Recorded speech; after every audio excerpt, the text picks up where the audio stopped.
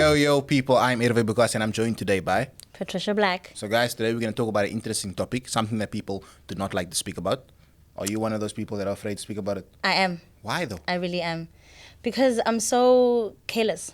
Careless? With money, yeah. Bro, how are you surviving in South Africa's economy? By How the are you grace of God, surviving and cha. and being careless? Obviously, there's two types of people when it comes to budgeting. Budgeting is the topic we're going to speak about today. There's obviously the escaper and the tracker, and you clearly are a escaper. Yeah. Me personally, I'm an escaper too. Yeah. You were judging me 2 minutes ago. But wait, I'm not fully an Oh, escaper. no, but I'm the same, yeah. I track a bit. Yeah. And then once I've tracked enough, I spend the rest. Is it an Excel sheet kind of tracker or is it like a mind kind of tracker? I do it on my notes on my phone. Okay, that's not bad. Like I'll say, okay, That's not bad. today I'm making 1,000 rand. Let's say 500 rand for something that is important, and then the rest of it I just blow. That's what? Like life, bro. But obviously, like guys, I'm Erve Bukasa. I'm basically a YouTuber, influencer, TikToker. So my work is freelance. Okay, got And you. I'm assuming you do the same, or do you have an extra job? I do have an actual job. I do have a 9 to 5. But I also am a lifestyle and travel influencer. So that needs me to be, in like restaurants, different hotels. So that's petrol. That's, sometimes paying for your own accommodation. So things like that, as much as they seem like they should be accounted for, are my like free spend. So it's sort of like, okay, I'm making this amount of money. Let's just go. Let's go. In the name of content, I guess for you, it's obviously a lot easier. But for me, it's sort of like, it's difficult to budget for me because you don't know when the next bag's coming. Okay, With that makes sense. influencing, you might get 10 grand today, you get another 100 grand in a few weeks. So obviously, it's difficult to say, okay, I'm going to get this 10 grand, I'm going to use it for this, when you don't know when the next amount of money is coming. So you're not sure, like, how much you can save, how much you can use, how much you can spend. It's sort of like you're just in a jungle, do you know what I mean? I do. But does that not then mean that you have to budget even more because you are so uncertain about when you're getting your next income? Definitely, but I think it also creates a sense of, like, what's the right word? I think it also creates a sense of like freedom because you also feel like, I'm making money at random times. I can just blow it because another bag's gonna come in, and it also creates a bit of carelessness. And I feel like that's a problem that I face myself. Okay, got like you. I always think like, okay, I'm gonna spend this 10 grand. I'm gonna make another 10 grand tomorrow. I'll make another 10 grand the next day. And I've had a recent life shift. I've recently become a father. So, Congrats. Thank you. Thank you. Your mother? No. Why you say it like that though? why you say it like that? I'm still too young and I'm still too careless with money. How old are you, if I may ask? I'm 26. Oh, 26. I'm 23. Oh. So I guess I'm also too young. But regardless though, I think with this new shift, I've recently got an apartment as well. And I've got a car. Again. So now I've been forced to become a lot wiser when it comes to money. Because recently, before I was just at home with my family, staying at my dad's house. I get a 5 grand. The 5 grand is blown the same day.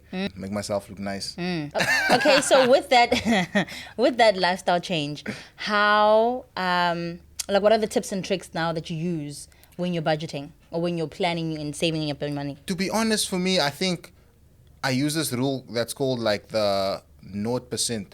I don't know the right term for it, but it's 0%. It basically means that I account for everything that I need to do, and at the end of my budget, it's on zero. Okay, So essentially, let's say I make 20 grand a month. I make sure that when I budget, every single penny is spent until it gets to zero. until it gets to zero. Okay. Obviously, at the end of the day, you might not spend 300 rand on petrol. You might end up spending 200 rand. Yeah, got So you. essentially, it allows me to be wise on my money because if you leave a bit of money extra, you're always going to think, okay, I got more money. I can Yes, use it, I you can use do- it. yeah, But yeah. you're more strict when you plan so that you have nothing at all. And do you execute it to the T? To be honest, I'm still struggling because obviously I think budgeting is something that you can't just do overnight. I think for me, it takes like 3, 4, 5 months, even 6 months. Yeah. And I've recently been staying alone for 4 months, so it's been a bit difficult. I think this is going to be the first month where I'm actually going to do everything that I plan to do and have a bit of money to save as well. Got you. And that's been my life now. It's quite interesting. It's very challenging though. I think when you stay at home, no one really prepares you for things like this. Besides your parents telling you, okay, you must pay them. Let's say your parents tell you must pay a what's the word? Is there a word for it? Yeah, there's a correct word. Board. Oh, I was going to say Board rent. is the word. Rent. I was going to say rent. But some parents make you pay board, and that way it teaches you how to manage money from a young age. Yeah, got Because you. imagine if you come out of school at 18 and immediately you start paying board, you learn how to manage your money properly Yes, because yeah. you know your parents might get a certain amount. But I mean, technically, if you think about it, students who go to res and things like that, they're also being taught how to deal with money from a young age and budget because you've been given an allowance, right? And that allowance needs to last you the whole month. Yeah. You know, so technically those skills are being input in from a young age, but I guess, I mean, it's different. per Yeah, case. it's both different circumstances, but some people are not able to go straight into studying. Yes, yeah, exactly. And some of them are stuck at home. And when you're stuck at home and you're making 10 grand and you spend the entire 10 grand at once, when you decide to go live out on your own, it's going to be quite difficult for you, I think. And I think I learned a lot of money principles from my parents asking me to pay board Okay, and got things you. like that. How about you? Did you pay board at home? No. So I left home literally a week after I matriculated. I moved to France. Wow. With who? Myself. Why? I went to go study. So I have a degree in fashion marketing, in luxury fashion marketing. In France? Yeah. I mean, what? CPUT is down the road. No, but what better way to study fashion than in the fashion Yeah, capital? I get you, know, I get and you. I'm just one of those people who's fortunate enough to have had parents to assist me in that journey. You know? Your parents have are wealthy, No, but they make a lot of money.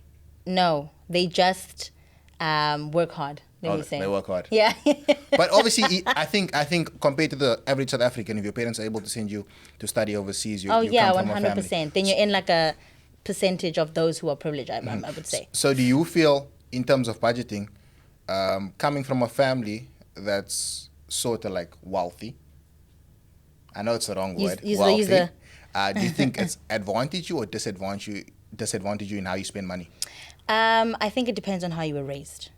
Because there are those people who were born into really wealthy families and they weren't taught anything about money, and so they're reckless with it because they don't understand the value of money. Yes. And then you get those people, like me, fortunately. But you, who was raised let me just say though, No, when we but- started, she said she's careless, no? No, But no, continue. I am. But the thing is that I understand the value of money because Yeah. I work for my own money. So I'm careless with my own money. Is that what I mean? Yeah. You know what I mean? So when I say it depends on how you were raised, there are those people who are born into wealthy families, but they still are taught like money is money. You got to work discipline for of it, money. yes. And if you are reckless with your money, it's going to poof, you know, and you're going to be stuck in a difficult spot.